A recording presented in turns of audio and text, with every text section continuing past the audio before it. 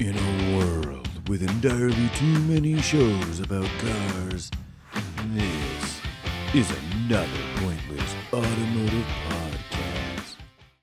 All right, guys, we find ourselves on a rather warm Saturday, nearing the evening. Yeah, we're getting there. The twilight.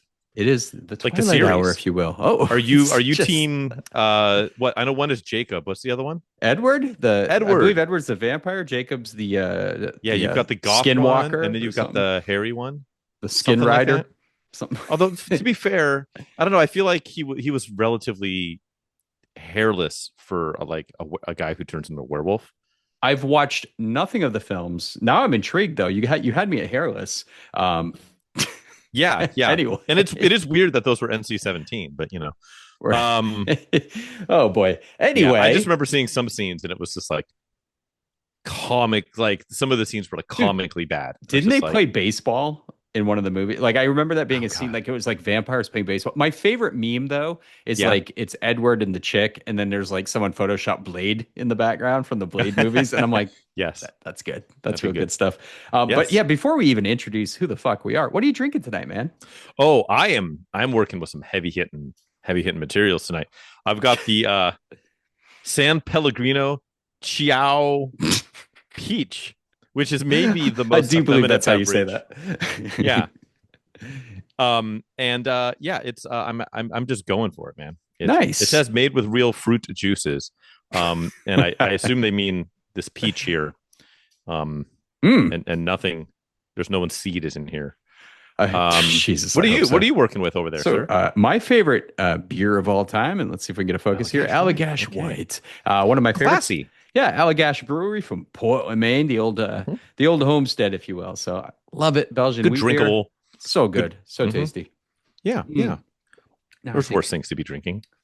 Okay, casual formalities aside, this is another Hey. pointless automotive podcast. We are back at it, guys, and we got Mhm. a kind of a really shitty episode. There's no way around it. We talk about turd boxes in a very endearing manner, and in reality, the turd boxes we talk about still have some redeemable qualities about them. I believe there's like something interesting enough, or there's some hidden attribute that we can enjoy. We can, I don't know, share a heartfelt moment about. But what we're going to Yes. talk about today, guys, get that shit out of your system, because No, this no. is worse than a turd box. This is bottom of the barrel cars, and someone will come out. Someone will be like, "Man, I had one of these. It was great, cool." But for the most part, that's not going to be the case tonight. This is it, baby. Basement, bottom of the barrel, bullshit, worse than turd boxes. That's tonight's agenda. Mm-hmm. If we miss anything, definitely yell at us, because I'm sure Yes. we'll probably leave something on the table. Oh, but- we have to. Yeah. I mean, and there's going to be, and I think there's going to be some stuff that we won't mention Mm. that like are bad cars, but maybe are so bad that they're endearing, right? Like a Cadillac Cimarron is kind of an irredeemable piece of garbage. Right. But if you're cruising around in a clean Cimarron, it's actually kind of dope. Even a beater Cimarron. If you're just using a Cimarron, Right. kind of dope. And so I think we're going to avoid, at least I will be avoiding some of that stuff. And just Same. like, what's funny is a lot of my stuff are in a vacuum, like nice things, Really? but just really expensive and like fucking why? I like that angle. I picked pure like shit. Like there's nothing got- positive, and maybe someone will contest some of our points tonight. Sure. I invite the engagement. Let's talk it out, Yes. man. Let's not hug it out, because this is some non-hugging stuff right here. Right. Yeah. We won't tug it out. We won't, none of that. No. Let me just let's get off on the right foot, is what I'm trying to say. Okay. What you got? The first generation Hyundai Rio. I There's nothing good about this car. thought it was, that's not a Kia Rio? Oh, you're right. It is Kia. a Kia Rio. Rio. I even wrote Hyundai. That's how unimportant it is. Was there a Hyundai analog to that? Would it have been like the early Elantra? I don't think so, because I think it's a subcompact, isn't it? Where the Elantra is just a compact. That's how much I care about this car. But anyway, I got one as a rental, the first generation, and I swear to God, like I have driven nothing but shit boxes most of my life, so I have a good shit box barometer. So I got the Rio going. First off, you shut the doors, it sounds like the card is going to separate from the door. And this was like at the time, like a car with 5,000 miles on it, right? Like a rental fleet car. And I'm like, well, this is a Yes. good start. So I get in it. It sounds like it's dying. And I'm like, okay, this is fine. I don't know if it had an issue or whatnot. Probably a manufacturing defect, which is just like 80% From of new. them. Yeah. Yeah. Just trying to climb a hill. I'll never forget this, that I couldn't get the car to climb over 55 miles an hour. It was an automatic. It wasn't like revving out or anything. It just didn't know what gear to be in, and it just wouldn't Sure. accelerate. And it sounded like just this horrible, like, I don't know. It's like a wheezing kind of like inhalation noise. So it was like, and that was the motor. I think they all came straddled with like a 92 horsepower. Like I a want to say it's 1.5 like or something, right? yeah, it's something. It's horrible, like a horrible motor. Single Like overhead cam. NVH, I think they piped in extra like noise to accommodate the lack of power, so it can trick your brain. It was just horrible. And if you look for them now, they don't exist because Oof, I can't remember the last time I've seen one. they were built to such a cheap standard, and Yeah. they I don't want to look look cool. up how much those cost new. Yeah, I gotta be mm, gotta give what was it? The Versa around the same time period was the cheapest car in America, so I'm assuming it's got to be right in there. yeah. I don't MSRP of see. $6,500 or something to that effect. Yeah, yeah. It's got to Just be in like that range. actually, you bring a paper coupon. This is exactly what created Hyundai's like 100,000 mile 10-year Sure. warranty. But you don't see these, and that's probably the real reason. I couldn't find anything I like about those cars, even like in reminisce mode, because that was obviously when they were new. I looked back and I couldn't find anything good online, anything to support this car. And looking at it again, sometimes you go back to something and you have this different vision. You're in a different mindset. You're in a different place, man, different headspace, if you will. And I couldn't find anything, Frank. I couldn't find So anything positive. what's interesting, I just looked it up real quick. 2001 Kia Rio, Mm-hmm. MSRP new, 6,500. 6,500 bucks. 11,755. Why? What's interesting is I know. You know what? I'm way off. I am like on 90s prices. The what was it? The Versa for the longest time had that like $9,800 price point. Yeah, it was, and it was the so lowest car you could buy in the yeah, States. because my brother bought one new, and I think the one he bought was I think it was a 2009. It was a Versa? sedan. Yeah. Okay, good. Good. Yeah, yeah. Good man. No, Not a yeah, Kia Rio. Versa. He bought it new. He wanted he wanted two. There were two cars that he wanted. Mm. It was either because he wanted the cheapest new car he can physically purchase. That's So it the was one. between the Versa, or what he actually wanted was the Ford Fiesta, because the Ford Fiesta just came out. That's right. This is 09 or 10. I don't remember which year. But he couldn't get like the super stripper, like nobody had the stripper model Fiesta around, and which he lovingly called the Cum Fiesta, because apparently there was a website that was cumfiesta.com. Oh, I can confirm that. And it was, yeah, I'm sure you can. And it was just like bukkake shit and just generally awful. And so, of course, he was aware of that. And so that's why I'm sure there was some adult Versa themed website, but we weren't aware of it. And so he's like, okay, fine, let me get a Versa. And at the time, you're right, the cheapest version, but it was $9,900 for the extreme stripper model. And he got his with two options: automatic transmission, AC, and air conditioning. It didn't even come with a stereo. It was stereo ready. So I had a hole in the dash, which is the harness like puking out of it. Nice. And it had just like paper speakers four paper speakers in each door. It was effectively a 04 STI. Remember, you could get the radio-less option on this. Right. So yeah, essentially the same car. Yeah, radio, or like S2000, you go radio delete, AC delete. He added the AC, and so it was like, I think new it was like this price. It was like 11.5 or something. Okay. But that was in like 2010. So this was this is 8 or 9 years older, and this Kia Rio was 11.7. Yeah, no. Versa, so yeah, why would this be almost $2,000 car more than that Versa? That's the shocking part. Well, I mean, I guess Versa just, I don't know, when Versa came out later, because what was the first year for Versa? Like 06 or something? Yeah, but not terribly. Like, right? The car market hadn't swung that much. No, but like I don't know, maybe the Rio came with I don't know a stereo. It's probably similar to an accent. I think accent at the time, like you said, Yeah, that was yeah, probably you're right. the analog for that. But the accent was it was kind of cool. It was kind of like a hatchy, weird. I don't know. Hmm. The Rio sucks balls, dude. Yeah, Just look back at it. I just can't find any reason, and that's probably why they're all gone. To be honest. yeah, and I choose to believe that it was actually named after the album by Duran Duran and Mm, not the city in Brazil. fair enough. Mhm. Not the Johnny Depp lizard movie. Rio wasn't that No, his that's name? Reno, You sure about wasn't that? it? No. I don't know. I think there's like a chameleon. I think it was a gecko or a chameleon. It was like called And yeah, I Rio. remember. No, that's Rango. Rango. Okay, my B. Rango. My It's bad. Rango. Um, should we just talk about Rango for the rest of the app? I mean, No. we're halfway there. So I'm gonna go just to keep us like ping ponging back and forth a little bit. Mm. Um, so I was a little family trip yesterday. Spent the night up in Bodega Bay up on the Ooh. Sonoma coast. Lovely little jaunt, about an hour and 45 minutes from home base here. Mm. And we just kind of drove up there on a whim, and we're like, we didn't have a hotel. We just packed a bag. Like, yeah, if we find a place to stay, great. If not, like, we'll just drive home, whatever. Hmm. So go to this hotel, and I pull in because we didn't have reception. So I just like, y'all's got a room. And then so I was sitting there waiting for them to like do their thing and check in the person ahead of me.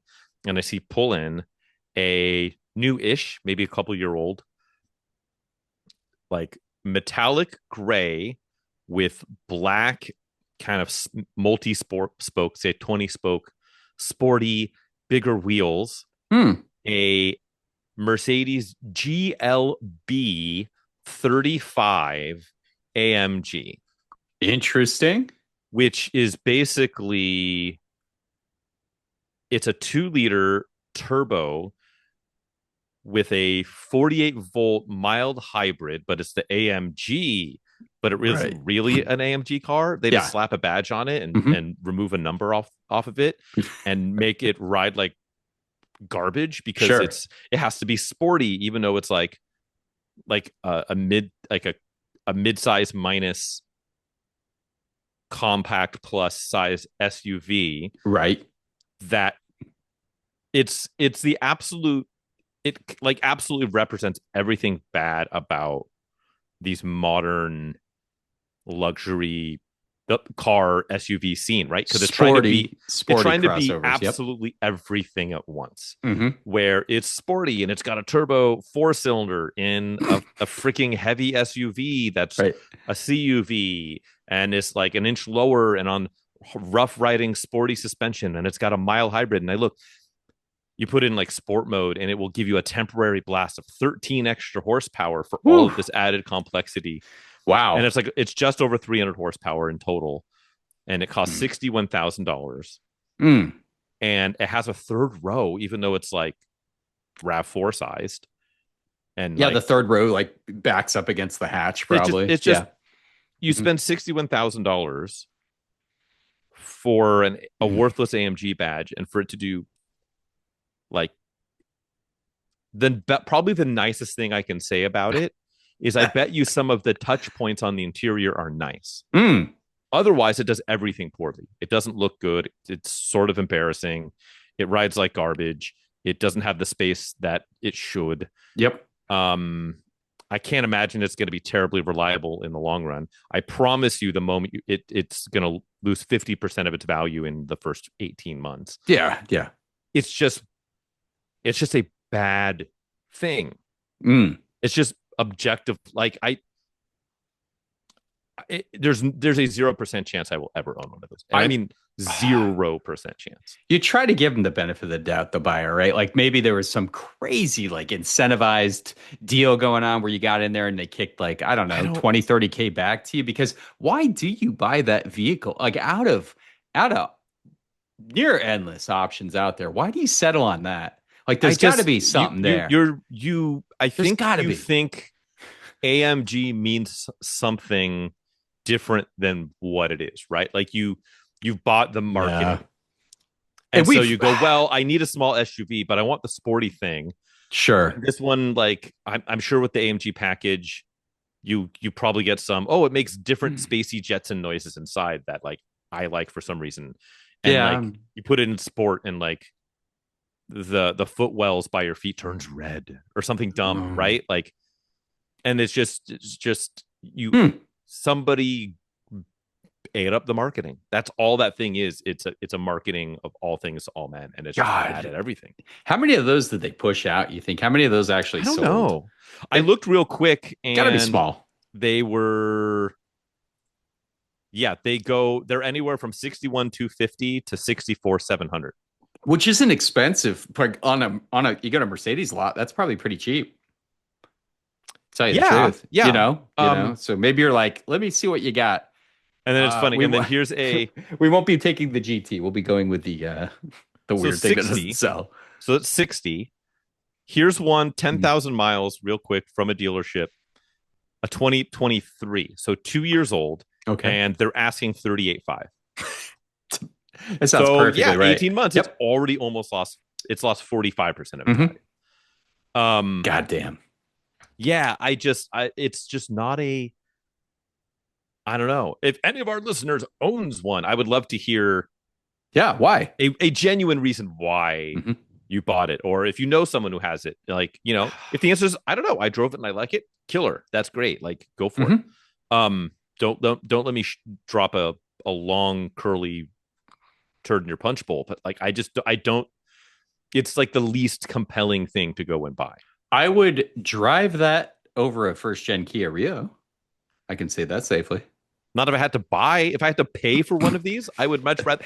I would pay $7,000 for a factory fresh, untouched Rio and pocket the other $60,000 if I had to pay for one of these things. Sure. And so, I don't know. It's just such a baffling decision. If you like the way it looks and you like its accoutrements, buy the base one. Get the one that's like 32 new, like whatever it is, the 250 or 300, whatever they call it. I don't even know because I don't care, but just baffling vehicle. What can you get cheaper with an actual AMG badge though? Not AMG Line or AMG Sport or new? AMG ish. Yeah. What? I think that might be the cheapest. Can you still get a GLA 45? I wonder. No, I don't think they make those anymore. I think they do, but I think they're more SUV looking because we can't have nice things. GLA 45. Yeah. Starts at 57. Oh, did they kill it? I think they killed it, dude. They might have killed it. Or no, here's a review on a 2025. And for the, I don't know. It's all complicated. They made it complicated. That's what they do. That's what they do. Interesting. CO2. Oh, it might be the same fucking powertrain. I thought they were going to kill that thing. Oh yeah, they discontinued the 45 last year. Yeah. So you can't. And so now it's the GL. Now it's the same thing. It's the 35 with the same dumb shit powertrain that we just mentioned. Yep. And it lost 80 horsepower. Great. Yeah. 0 to 60 in 4.7 seconds. I mean, that's a good that was number. Oh yeah, that's it's not that spicy anymore. Yeah. I don't know. I'm with you. That's absolute shite. Well, let's follow that up with something a little less performance minded. I guess it's effectively the second gen Honda Clarity. Oh, okay. So we're talking. I thought about this one too. 2016 I saw one yesterday. Like 2021, I think these were offered. Obviously, hydrogen cell was the big technology they were pushing with these makes. They got weird, and I think they claimed all front and rear overhang championships on modern vehicles. These things they're hideous. The proportions are just, I don't know, man. Someone was like, make it look like something futuristic that uses an alternative fuel. Cool, check. It does. It does kind of look like that. But they also said, go ahead and fuck this shit all the way up. And the designer was like, hold my glasses. Were they not plug-in hybrids? I think they were purely hydrogen cell vehicles. I thought Clarity, my friend. What's the one I'm thinking of? Because I know they retooled the Insight. Yeah, the Clarity was always the hydrogen cell project. It was to compare with the Toyota Mirai. Maybe it was fucking both. That would be weird. I saw one I saw one like yesterday, and I kind of had the same thought. Was it a newer one? Because this ended in No, it's 2021. the ugly ass one with the bare slight covering over like the top, like 25% of the rear wheel. Like it's an 80s like Cadillac or something. Yeah, like like it's a or late Biarritz 70s, early. trim. Yeah. Horrible vehicle. So Fuel cell powertrain. I kind of think hydrogen technology didn't take hold because of this car. I think it led directly. It was so ugly. Yeah. People were like, now we're good. We'll just the dyno stuff works just fine. But it's like, I don't know what it is, man. It's no one cares. You know what? I just looked up. It's both. That's So they have the second Clarity gen? plug-in hybrid and the Honda Clarity fuel cell. Okay, so the fuel cell specifically is what I'm talking about. Yeah. So And then the first gen one was fuel cell only. correct, and it didn't Yeah. look as bad. It's As that second brutal. gen looks fucking horrific. And Wildly ugly. I don't know what to do. And I see these driving around, and they are apparently dead like shit slow on top of everything else. So it's like, I get it. Your exhaust is like a little bit of water and some moist vapor, but it's like it's such an atrociously bad vehicle. So It's not moist. redeemable. Instead of going hybrid, like every other tried and true like save fuel device, they tried to push the new technology, and it was horrible. Horrible execution, man. And hydrogen stops. I'm sure they got them in California. Of course they do out here, but the rest of the country, I think it's like pretty challenging to have one I of don't these think vehicles. they sold them. I think they only sold them in California. I think it was like the Is Mirai. that true? I'd be Yeah, which I surprised have there on my isn't- list is actually there isn't the a Mirai, Clarity so- in like Colorado or something. I would just picture one sitting there. But yeah, no, it's just God, these things are ugly, dude. Like, what were they thinking with the design? What's uglier, that or the first gen Mirai? The second gen Mirai actually looks okay. The first second one gen looks Mirai, better. the rear looks bonkers Mm-hmm. on the first gen Mirai. The Clarity. I feel like the Clarity still got worse proportions. You got to look at a side you know what? profile. I'll give you of a that. Clarity. I think you got to the look at a proportion- side profile. I think the proportions of a Clarity are worse, but I think the styling of the first gen Mirai is worse. The Clarity looks like it's sitting on like the wheelbase of a like early CRX. It's just it's abstract. The wheels are so close; they're like literally under the doors, and then you have like this 5-foot extension on either. I don't know. It's just Yeah. to me. it's- I can't think of anybody. And then like as the performance isn't there, like as an alternative fuel, it's not there. Sure, environmental impact, great. I don't know how how like good it is for the environment, for the hydrogen, how the hydrogen network works. I don't understand that infrastructure, and nor does anyone else because it hasn't caught on. But like, I don't think it delivers on any of its promises. It's like the performance sucks. I've heard reliability issues with the hydrogen cell ones. So like Sure. on top of that, it's compounded by the technology, and who can work on those? There's only got to be a few people that can actually service that thing, right? I mean, yeah, Just like saying. it's. I imagine even. I bet if you rolled into one of those, the fuel cell varieties, Mhm. and you roll into your local Honda dealership, you're like, "Hey, check engine lights on. I need you guys to diagnose it." I'd be surprised. I bet you 75% of Honda service departments are like, No, we don't have anyone that knows how to work on this thing. They gotta Yep. they gotta be on call with engineering support in Japan with like the fuel cell support team or something to just like figure it out, right? And just, there's one guy in the state who is like trained on these and hasn't left to go get out of the industry because working at a dealership can suck. Yeah. And so, yeah, I just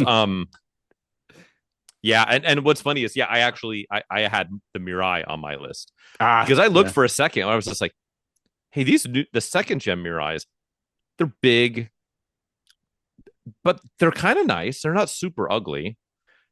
Can't say that They're about so the goddamn cheap. And then I was looking, I was like, oh, That's this why. is why. And then Mhm. just recently in the news has been all the lawsuit chatter with like a class action that turned into just Mhm. like whatever it is, 1,000 individual lawsuits against Toyota because of all of the fuel cell sure. infrastructure. Just absolute nightmare. You Shit. think on top of all of this, right? Like you're a second gen Clarity owner. You have a lot of trouble like accepting the fact that this is your vehicle. You look at it every day, it's embarrassing, and you try to off yourself by running the car in the garage. But all it does is turn into You're like a fucking drowned. sauna. Yeah, it's like a sauna in there. You can't even Yeah. kill yourself, bro. And then you know what? Maybe that sauna effect gives you the clarity Oh, to pull yourself out of your stupor and realize that you can just commit insurance fraud and burn it to the ground. Mhm. And if anyone questions it, you just say, oh, the humanity, and you discuss the Hindenburg Right. and its hydrogen mishap. And then they go, oh, you're right. These are just stupid. Here's your payout, sir or madam. And then you can go buy a used Kia Rio. I don't know. Sure. Yeah, do something responsible like that. But yeah, But dude, yeah, it's like, just what do you there's do nothing. if you have one of these? Like, There's- if you've got the fuel cell variety or a Mirai, if you've got a fuel cell car, what do you? I see them. So most of these Clarities I do see do say the hydrogen fuel cell little badge on the back. Sure. And it just it boggles my mind. They might know where there's a spot where they can top up on the fuel because it fills up just like gasoline, right? So it's liquid hydrogen. So that part's Sort probably of. cool. They're probably bragging to Tesla owners in their own fucking weird way, like, how long did it take you to hit 80% charge? Meanwhile, Well, they drive away with their fucking Sure. overhang mobile. Well, have you heard? Like, I know, Mr. Zach Clapman of Smoking Tire fame. I know he had some pretty notorious story about getting stuck near Kauschwitz. What's his real name? Harris Ranch, where he went to. It's like the only fuel cell. He had like a God. loaner Mirai, and him and his wife went to go fill it up, and it was the only one around. And it's like, oops, it's out of hydrogen. And then it broke when they refilled it, and then like so they had to just spend the night at Harris Ranch and eat overpriced steaks in the middle of An atrocity. an actual atrocity. But no, but just what those cars are worth nothing. It's not redeemable. You can't- There's nothing good. I can't find any positive quality. And it's not like in 20 years, someone's going to barn find a Clarity and be like, holy shit, boys, we're bringing it back. No, you can't. Can we K-swap a Mirai? It's so heavy, dude. It's such a fucking LS, you're land right, yacht, LS. dude. Yeah, LS. you got to at least LS. But yeah, Super that's lumpy cam. I thought it was worth noisy mentioning, blower. man. These things are just garbage. Yeah. Yeah, it's just, and at least with the Mirai, the second gen, anyways, the first gen fits the first gen is exactly the same car, just irredeemably ugly. Yep. It's just a white elephant, sure, that you can't do anything with, and so nothing. a second one, that and the whole thing, like, I don't know, the whole fuel cell thing is annoying because it's like, yeah, it's green, but like, just use electricity. Like, you don't. It takes a lot of electricity to make the hydrogen, and you got to transport it using like a diesel truck to get to the place where it's in the tank, and it just. And there's no incentive for hydrogen stations to exist because how many of these vehicles are circulating? It's such a whatever number. It worked for Harris Ranch. You know, you got a whole bunch of people stuck there, and they're the only game in town. So they had to order dessert. But yeah, Exactly. no, it's sad. Just super sad eating a slice of cheesecake. My list is so brutal. These are just unmitigated shit, dude. That's all it is. You know what I have on here? Uh-oh. Similar vibe. Not a vibe. It's a good car. Is it a Matrix? C. No. The current generation Honda Accord. Dude, speaking of overhangs again. Yeah, you glimpse a side profile on one of those boats yet? Jesus. It's like there's no in the past. The consumer basically had really two choices. There were more choices, right? Like if you want to count like the Ford Fusion or Chevy Malibu and things like that. But really, the two leaders of the pack were you buy a Camry or you buy an Accord. Correct. That's what you buy. And traditionally, the Accord was the sportier option. Yep. Not necessarily by a lot, but in early days and really, honestly, probably up until this generation, the Camry was the more boring, maybe 5% more reliable option. That's fair. While the Accord was nearly as reliable, but a little bit more sporty. They had 6 cylinders and turbochargers, manual with manual transmissions. Yep.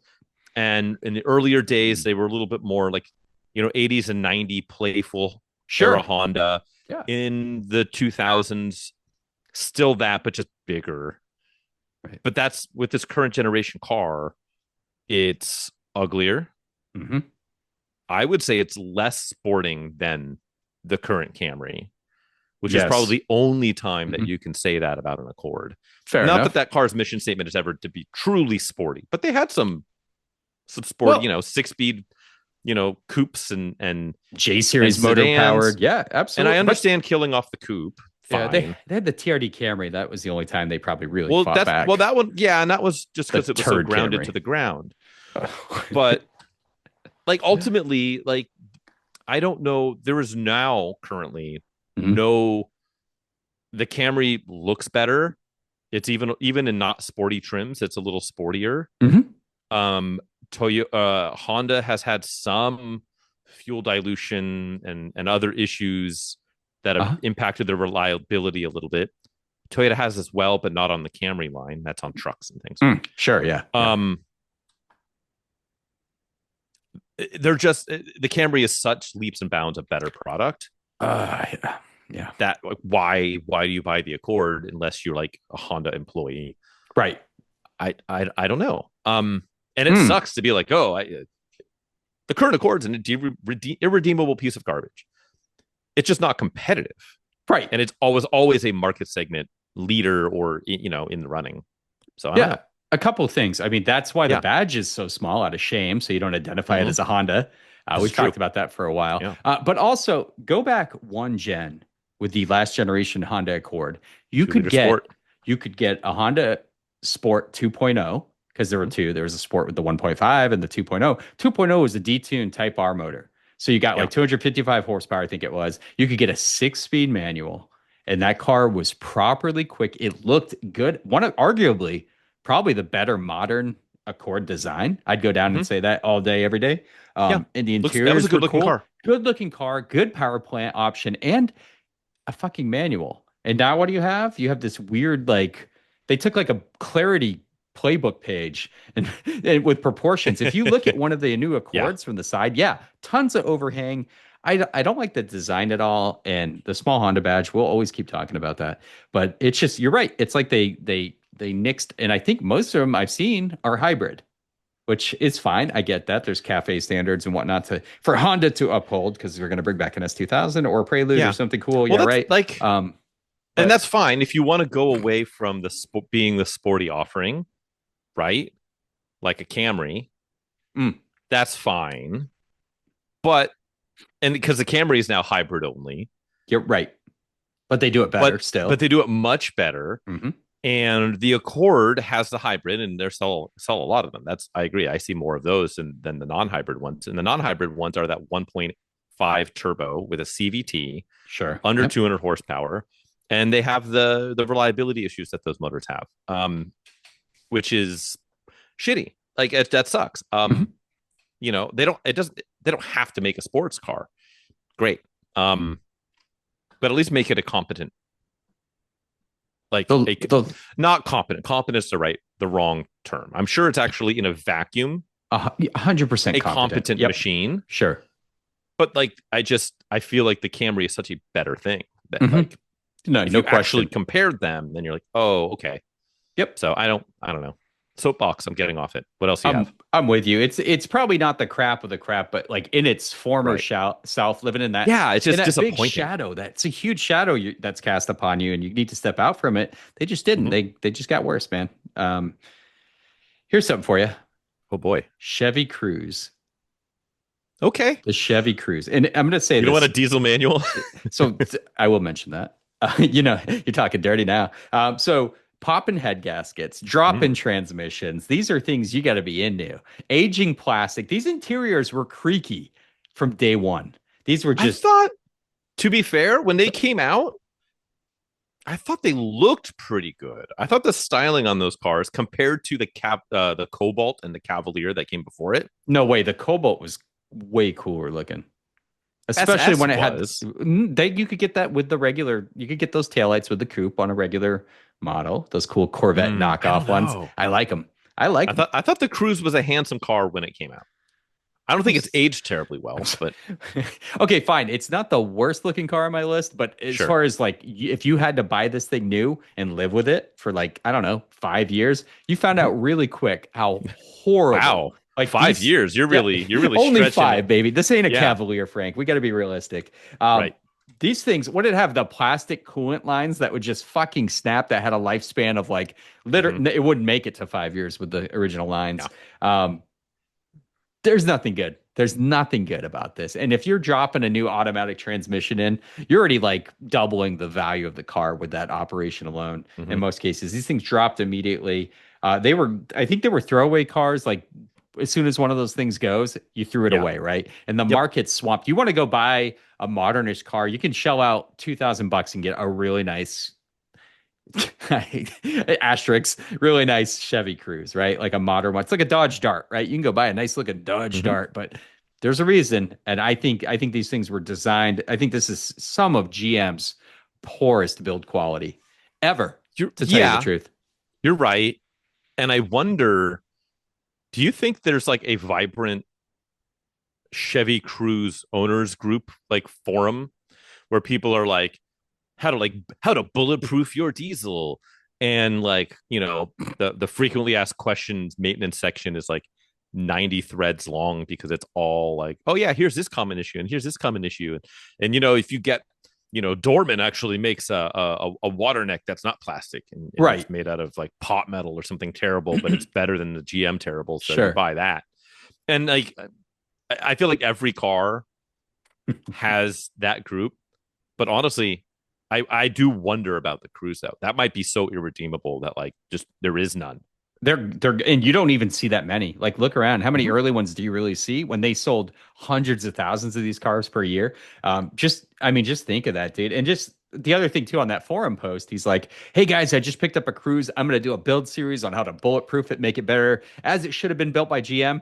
His second post is, "Hey guys, just found out the transmission's trash. I got to save some paychecks and get back into this thing." So that's like, it's not going to happen. But like you mentioned, if you can find a diesel hatchback manual Cruze, let me know, because I will fucking buy it. I want one of those so hard, dude.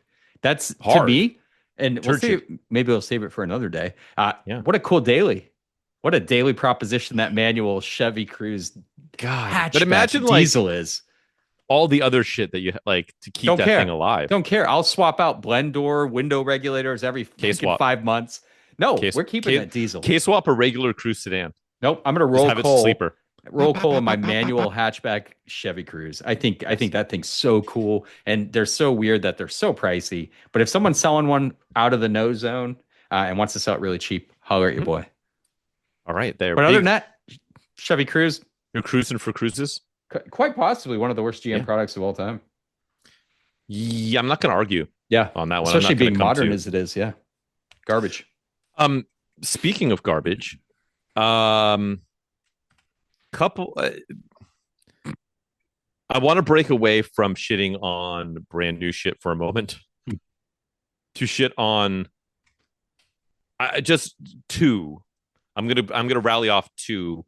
One we've talked about semi recently. Okay, how bad of a product the Chevy Aveo. Mm-hmm. Yeah, it's on my list. Was. Yep. I don't want to spend too much time. It's like you had a Cruze but smaller, and you sublet out the construction to a struggling South Korean firm, and then also found a way to make it the most personally polluting and damaging interior and thing possible. Like I know I've mentioned it before. I had an opportunity to drive a 6-speed one with like 80,000 miles. I'm like, oh, this is going to be fun. Nope. No. An unusable piece of trash. Just utter, like, just. And I can usually get with a small, made overseas, Chevy badged, manual, 3-ish cylinder econo box because I own one. If they have geo badges on it, sure. Right. Yeah. Right. And just a fundamentally broken thing. Yep. And so, back when at the time you could have just gotten a Versa, which is not a great car, but for being a low dollar machine that will largely get you around unencumbered, it's Aveo. Shouldn't exist. Horrible. Ford Festiva. Oh. Not the Fiesta. but the Festiva. Those are kind of fun. I don't know, man. No, they're not. I had a friend growing up that had one, and we had a blast in that thing because sure, it is a little hatchback. You know what? Hold on. I take it back. I take it back. He's walking Festiva it is back. largely a piece of shit. What I was picturing actually in my head is what replaced the Festiva.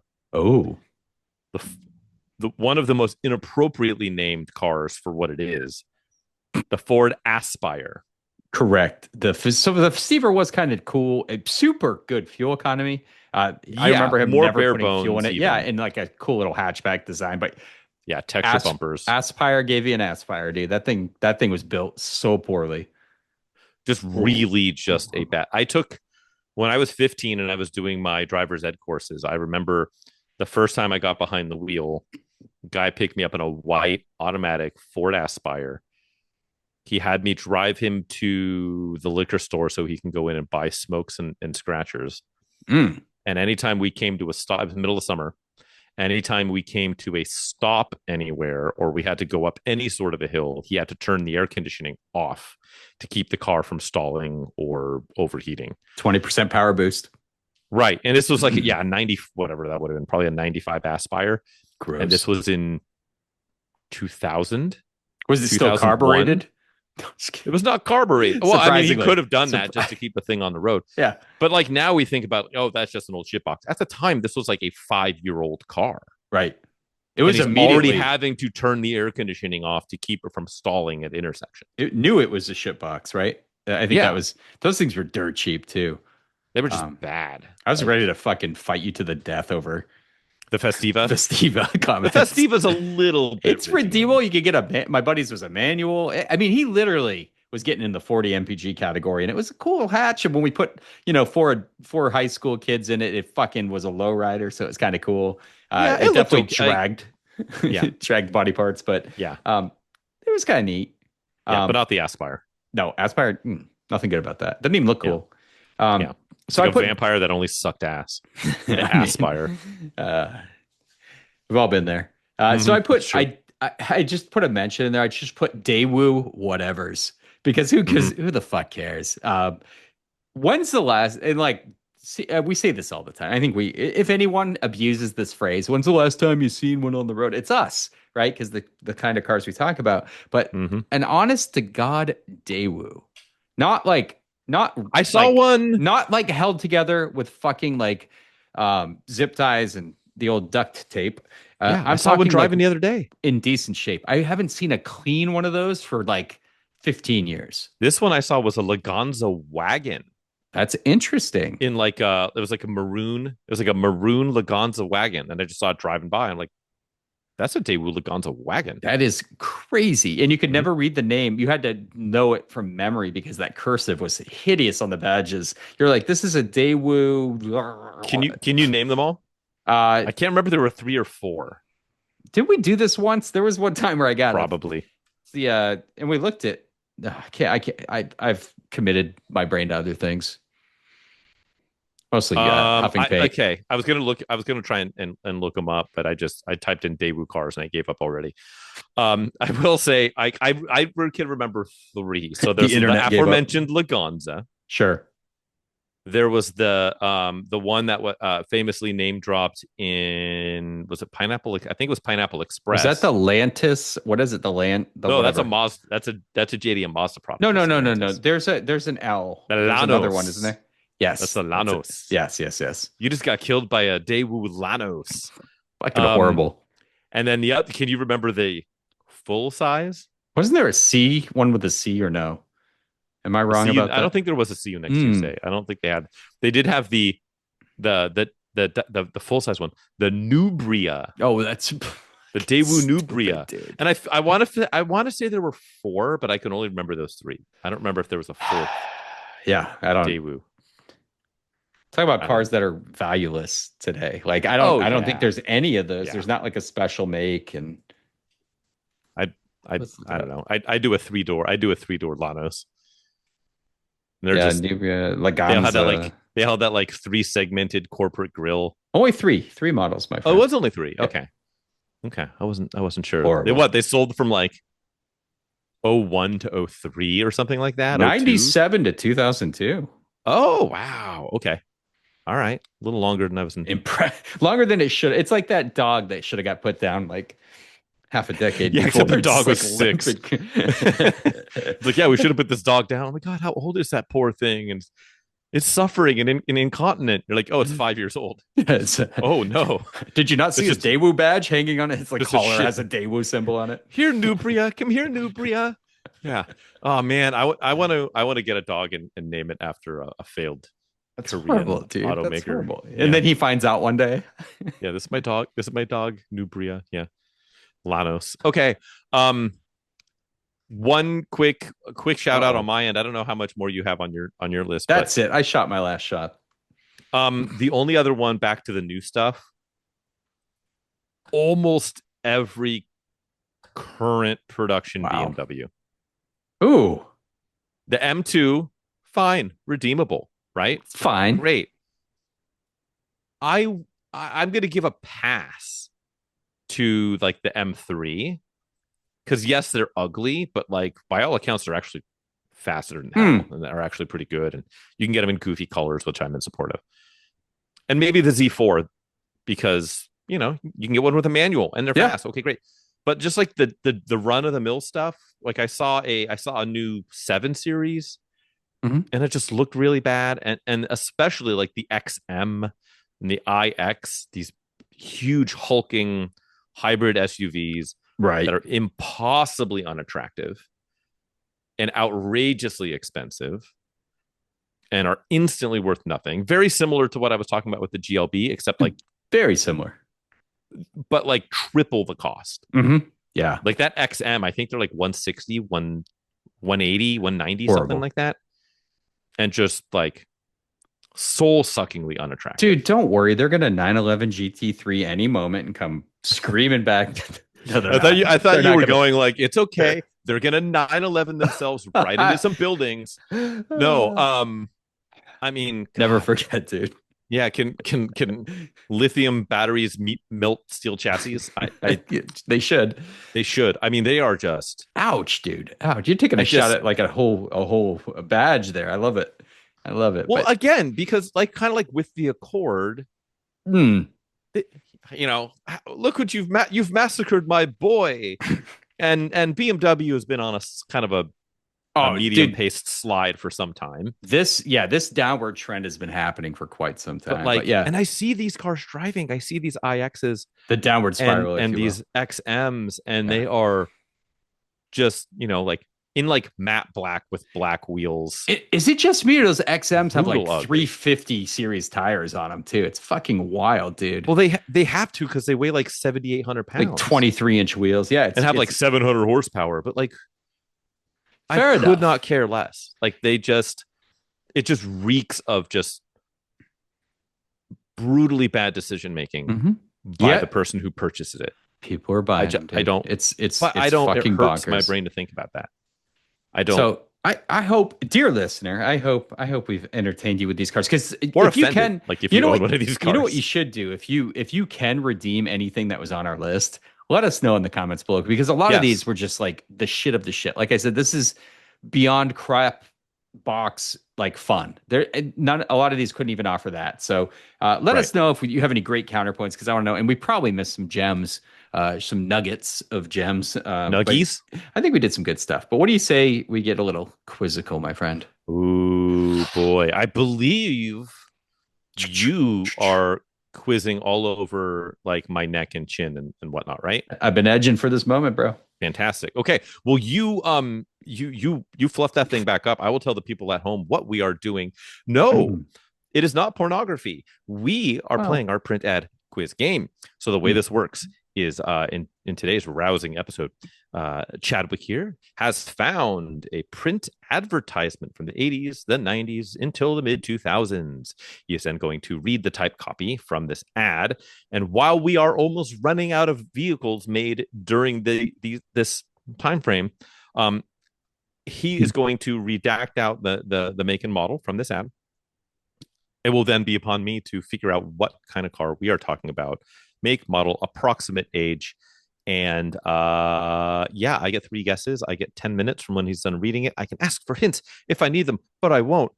Please play along at home, and see if you can come on up with me and yell. Get really loud and angry when I flounder, and you know it off the top of my head because it's probably going to be a layup. Actually, it won't be. Uh, I, I made Chadwick mad with the last one, so we're going to see what kind of heat he brings this week. I'm ready. Chadwick, you ready to? Are you fully fluffed? I'm ready to try to read. But yeah, this is a good one, man. I rate this one, boy. Mhm. There's a lot of good info. So I'd probably put this Okay. at a 3.5 out of 10. So Oh wow. that Okay. being said, it's a car we should talk about. So I'll leave it at Cool. that. We have for you, my friend, everything you deserve. Just a one-page spread here. Okay. 60% of the page. We got a cool angle of the car just firing down a road. Got some good blur effect. Got wonderful photography here. Driver side, 3/4 front, looking good. The tagline is 250 shock treatments later. It's fit for society. Okay. So it's Ooh. there's gonna be Edgy. some Epstein Island references. Exactly. Here. All right, let's do it. Little St. James edition. Call us crazy, but together with the engineers of blank, we tested no less than 250 different shock absorbers. There's the shock. There you go. And 300 tire designs. That's the one that's insane. Over a grueling 30,000 miles of test road from the cobblestones of England to the Autobahns of Germany, Okay. all to find the one combination that worked just right. Part of a completely reworked, as he tried to say. I got to stop drinking during the day, dude. And refined suspension system. Okay. But there was a method to our madness. I love this. This is a good ad. Wow. We wanted to prove you could build a sports car inspired by the precision of a British Formula One car. Oh wow. Okay. Inspired. So you know by it the has precision. nothing to do with a fucking Right. Formula One car is what that Right. statement means. Inspired by the. It's like when you see a movie and it's like inspired by true events. Like that's supposed to mean anything. So Like, this is I was born. That's a true event, and it so you've inspired got me to make this movie. You've got the British Formula One handling. Mhm. You've got the ride of a German touring sedan. Oh. So this is getting even more like unrealistic. And the sticker price of a Japanese coupe. So we're worldly, buddy. We're worldly with this one. The result is the powerful fuel injected 110 horsepower blank. And the 140 horsepower blank. Two incredibly responsive cars that boast greater handling and variable road conditions, increased stability at performance limits, flatter cornering, and exceptionally smooth ride. Not to mention creature comforts from power door locks to air conditioning, all Ooh. standard. In fact, the only options we've left you are automatic transmission and carpeted floor mats. Check that Okay. second box, my friend. Not the first one, though. Wow. That's a faux pas. Now, who could ever accuse us of not having all 4 tires on the ground? Frank, Boy. what are we talking about today? You have 10 minutes. What a good ad. Good ad. Mm-hmm. Kind of helter skelters. Like kind of all over the place. I agree. Fill me in. I don't remember hearing specifically the door count. They said it's priced like a Japanese sports coupe. Mm-hmm. Doesn't mean it is a Japanese sports coupe. Clearly isn't an F1 car. Correct. They mentioned German touring sedan. Mm-hmm. Cobblestones of England. Like it's I think they were something all trying. over the Yeah, place. they definitely tried to name all the popular, like winning cars Sure. in their respective fields at the time, like Right. market leaders, right? But I don't know if this is And then a they said sedan 110 horsepower or 110 or 140. or 104. Oh, yeah. It didn't mention displacements. Did not. Lot of suspension talk. It didn't mention Tons of drive. tire talk at the beginning there. 300 tire designs. Sure. Famously, they picked one. You get one from What each that of the is, top I don't 4. know. God, this could be really the only thing I have to go on here Automatic option. is that you can get it in an automatic and there were two horsepower numbers, 110 and 140. Mhm. This isn't, I don't think this is a Celica because you had 140, but I believe the smaller motor in the ST, the 7A, I think was 105. Hmm. And I don't know if, here's the thing, I don't know if they'd be like, oh, it's priced like a Japanese sport coupe and then be a Japanese sports coupe. Well, duh. Fuel injected. They named everywhere except the United States. Makes me think this is a United States offering, right? Deductive reasoning at work. So, God, I mean, it's like a Pontiac Sunbird. Could it be a? It's just they're name dropping fuel injected. So this is not post 2000. It's probably not post. It's probably not an OBD. It's probably not OBD or newer. It's probably pre OBD. There's no mention. Malone. It's not post Malone. It's not post Serial. It's not the Postal Service. Yes, Ben Gibbard. I don't think had nothing to do with this. Mm-mm. It will not follow you into the dark. I think golly. I mean, I think this has to be like late 80s, early 90s car. No mention of safety like SRS and stuff like that or ABS. So, okay, I'm gonna just to kind of get the wheels turning here. Mm. I am going to say this is a God. I think we've done Sunbird. Have we now? I will remind you that I always read the list 5 times before I select a node. Yeah, I never do. Okay. To get us pushing forward, I'm going to say this is a 1990 Pontiac Sunbird. Final answer, Bob. Wonderful car. But that is not the wonderful car we're talking about today. Okay. There's no displacement talk. There's no cylinder talk. There's no camshaft talk. There's no note about brakes in any capacity, which you would famously talk about if you were actually involving anything F1 related. Right. Or touring car. Am I correct with my continent? You are incorrect. Okay. With the USA. Okay. This is not Ken's stage on Street Fighter 2. Hadouken, yeah, for sure. More of a sure you can. Lexus LS. No. Okay. So it could be Korea. It could be Japanese. It could be a Japanese sports coupe. Like that could be part of the deal. Wild. Yeah. I think they were speaking too longingly about the halftime show has started. We are at the 5-minute mark. I think they were speaking just a little. They were a little bit too horny for the European powers there. So, God, could this be Swedish? I don't think so with that power. I'm gonna say he's getting right back in the ring. I have to. I ain't got a choice. I ain't hear no bell. Should I frank you right now? Do do do do do do do do. Build the silence, baby. You got this. We're gonna get there. Okay. I'm gonna say this is. I'm just gonna take a fucking stab here. I'm gonna say stab you with it, man. Let's go. Unsheath ye blade.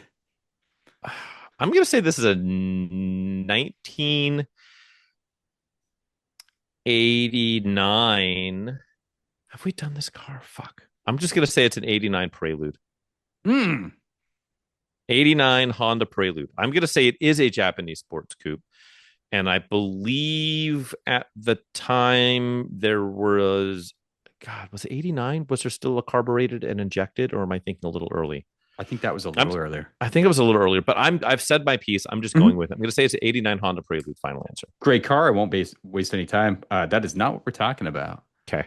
So I got a pretty good hint for you. Sure. And I didn't want to say this because it would give a lot away. Sure. But let's do it now. It's in the wee hours of the night. What do we got? The word turbo is in the model name for the higher trim level. Hmm. Oh, I did not want to start with that because I think that narrows it down a bit. Literally in the name of the car at the higher trim. God, I don't have the time, and I'm just not. I mean, if we're talking 140, though. Mm-hmm. 30 more ponies by adding a turbo. I'm gonna just.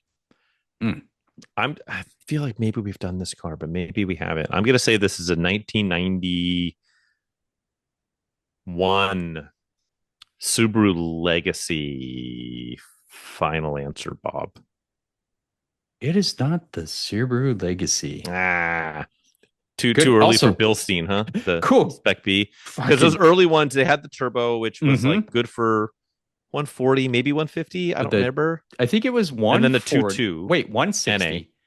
160 okay. And the turbo, it was a 2.2 sealed deck motor. Yep. And then the NA. 160. They also had the NA. 2.2. Was there NA the 2.2 as well? Yep. As well, yep. For 110? I don't know. Yeah, it was like in there, 117, something like that. Yeah. Yep.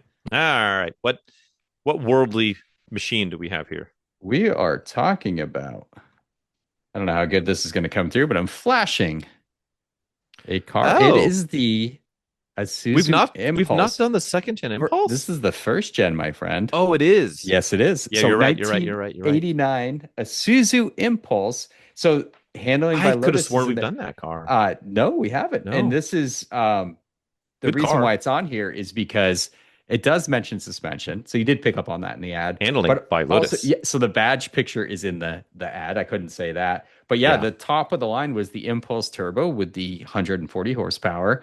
These things are... So it just has an image of the badge. It doesn't say... I know it said European. Yeah, it doesn't actually say... So it said... But here you go. The precision handling of a British Formula One car. So that would be Lotus, right? I think is the only British Formula One car from the time. So that might have been a hint. It's a little weak. But yeah, because it also wasn't made by a German touring car manufacturer. But it is, you are correct, a Japanese coupe, which I think is fucking hilarious. There's an enigma in this riddle. And it's a cool great car. Cool ad too. Like it was pretty well written. There's some tech specs mixed in, some good good imagery as well. But yeah, I like these things. These things just don't exist really anymore either. I always thought these things were so cool. I think I like the 2nd gen a little more because the Impulse RS was just an all-wheel drive rally car that really got me going. That was 160 ponies, whereas this has 140, so a little better, right? But the non-RS in the 2nd gen was front drive with 130 ponies, right? And these guys are rear drive, right? These early cars, I believe they are, aren't they? Or are they not? I thought they were. I thought they were actually rear drive. Oh, I don't know. So that's a good question. Do you want the 1st gen? Maybe, but I don't know. I think it's a front wheel drive. I'm gonna put. I'd put 90% sure it's a front wheel drive vehicle. Let's see. Isuzu Impulse. Answer me. Or the Piazza, if you will. Yeah, 1st generation Piazza was a rear wheel drive. Yeah. That's rear. Oh, no. Rear wheel drive. Yeah. Yeah. The 89 Isuzu Impulse in the US was available as a rear wheel drive. I still go with the RS. I want the all wheel drive turbo car. No, I think that's the way to go. But yeah, over an XS. So Jesus, you can't even find an Impulse XS anymore, 2nd gen. They're not existing anymore. No. But yeah, these things were super cool. These 1st gens. I remember they used to be around. Everyone I saw was completely rotted out. Yeah. But I think they're such cool cars, man. Giugiaro. Yeah. Design. Famously wedgy, if you will. That's funny. No, all of that worldly. We talked to this manufacturer. No notes on Italian design. Nothing. If that was in there, that would have been a big hint. If part of That would that have was been just big. like, Yep. yeah, Italian design, Italian styling, like the Piazza. You gave it hell. Every car you named was fucking sweet, though. Give me that bonus points for that. I don't know. Japanese sports coupe with handling by Lotus. Love it. Somehow Yeah, it's a weird. German It's a weird touring one. cars are involved. Yeah, it's cool a weird car though. Yeah. Have you been working on any cool cars lately, sir? Have Yeah, you been? you know your what? project cars seeing any progress? So I did a bit of work. I think on the last episode I talked about getting the tracker. Had to do the water pump, stud that, and do a couple other things there. I've been tinkering with that bad boy. About to do some more on that tomorrow. So that's the future. But mostly I've been buying cars for my $3,500 fucking sweet ass Volvo V50 rally car. Parts. Finally, my really ultra rare diesel front strap tower bar came in from ye old England, shipped across the pond, if you will. So I'm super pumped. Like that thing alone is just so valuable. Right. I'm pumped for that.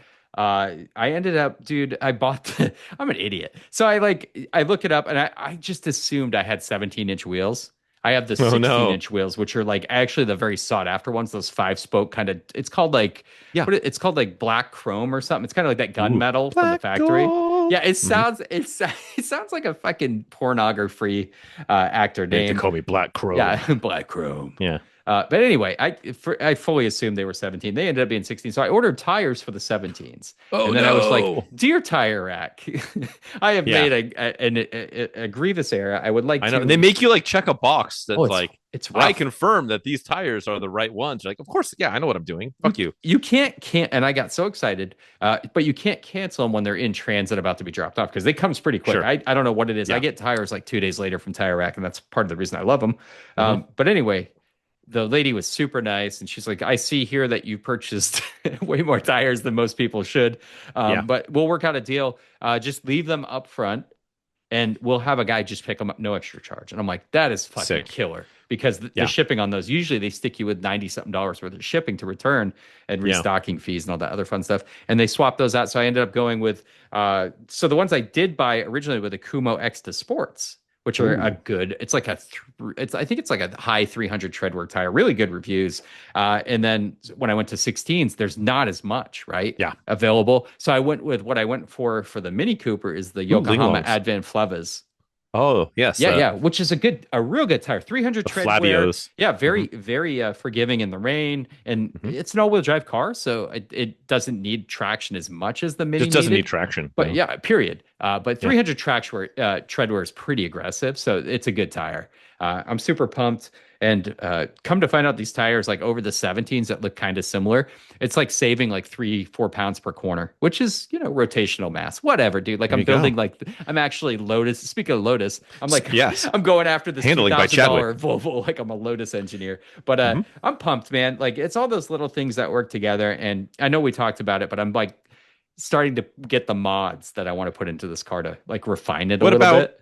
Have you sorted out like, are you just going to wait till like the passenger airbag deploys because like the harness like arcs out on the chassis? Dude, I'm going to fix took a weed whacker to the harness to get the seat out. This build series is going to be so goddamn fun. So I peeked under the chair the other day because I really hadn't looked at the wiring where it was cut.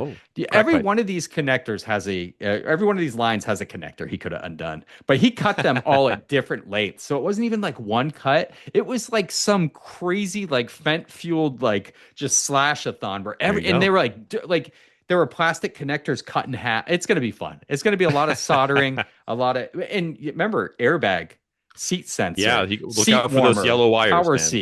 Those SRS wires are, strictly speaking, they're untouchable as far as repairing goes. Yeah.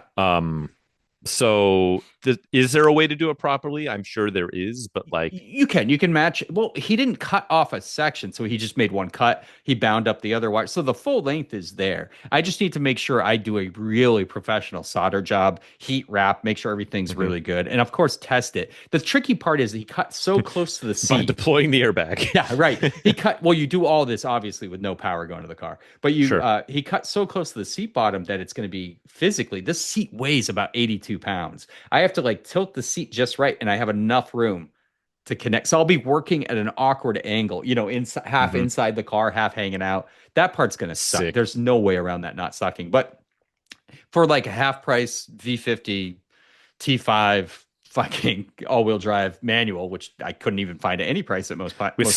With sick power exhaust cutout. Yes, dude. I'm actually super pumped. I love these cars though. They are a fucking soft spot in my heart. But yeah, I'm so pumped on this. But yeah, still it's tracker stuff, but I did get the rest of my really fun mods in. So hell yeah. I'm ready for it, baby. I'm here for it. How about you, man? I have, where'd it go? Hold on. Hold up. Hey, is it not here? Oh no, it's right here. I have not done a whole lot, but I did get, so the lovely gentleman I purchased the Focus from, he sent me an email because we had exchanged emails, and he's like, hey, I found the spreadsheet that I kept of all the work I had done on the car. Nice. Because I asked, do you have any service records? Like, I did a lot of the work myself. Okay. I'll see what I have. And so he's like, I didn't really find anything, Mm. but I found my spreadsheet. So he sent me the spreadsheet, and it's like kind of all over the place. Like some of the mileage is like it's like out of order. Okay. But he's got on here 77,400 OEM timing belt tensioner, idler pulley. Very nice. Bought the parts from Towsley Ford and then had them repaired by a shop down in SoCal. He has installation comments. All looks good, very clean. He did Motorcraft spark plugs, 77,000 rear rotors and pads, 80,000 oil filter, full synthetic, installed new downstream O2 sensor, which now needs to be replaced. Yep. And he had some like notes at the time. No evidence of burning oil or leaks of any kind. And then at 90,000 miles, replaced upstream and downstream O2 sensors, shit. replaced air filter, cleared codes, set readiness monitors and passed smog. PCV hose replaced at 103,000 miles, replaced due to brittleness. Coolant flush and replaced coolant at 103,000. Okay. New tires at 84. The fronts are cooked now; they're gone. But Hankook Ventus Evos. Good tire. Let's see. Passenger side CV axle was replaced at. He didn't put the mileage, but he did that at one point. Change oil. Replace all 3 motor mounts. That was 109,000 miles. He's got links to where he bought them, like on Amazon. Valve cover gasket. Oh, he has a note to change the valve cover gasket, which it needs. Definitely. 120,000 miles. Smog oil filter. Replace aging coolant expansion tank. Yep. New downstream O2 sensor for smog at 125,000 miles. Like an oil change interval. Yeah, exactly. And then 130,000 replaced the lower transmission mount. Okay. And good. So that's an awesome list That's a good to have. thing to have. Yeah. And, hell yeah. and he cared for the car. He looked after it. He did the work. And kept records better than I keep. So, it's kind of somebody you want to buy a car from. So I'm stoked on nice. that. I've been busy as all hell. I need to this week, like put a shopping list together.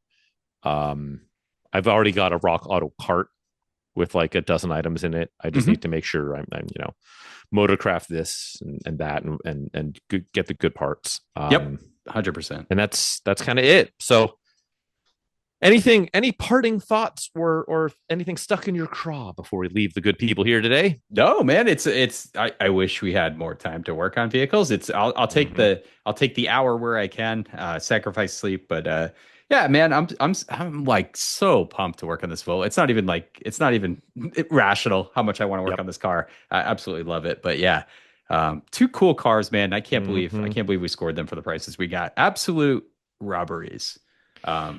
Very good. So well, cool. I know you said you are making you are documenting your situation and making a kind of a restoration, if you will, or unshittification, which is a restoration series. Yeah. That you're up to here and prepping it for the rally.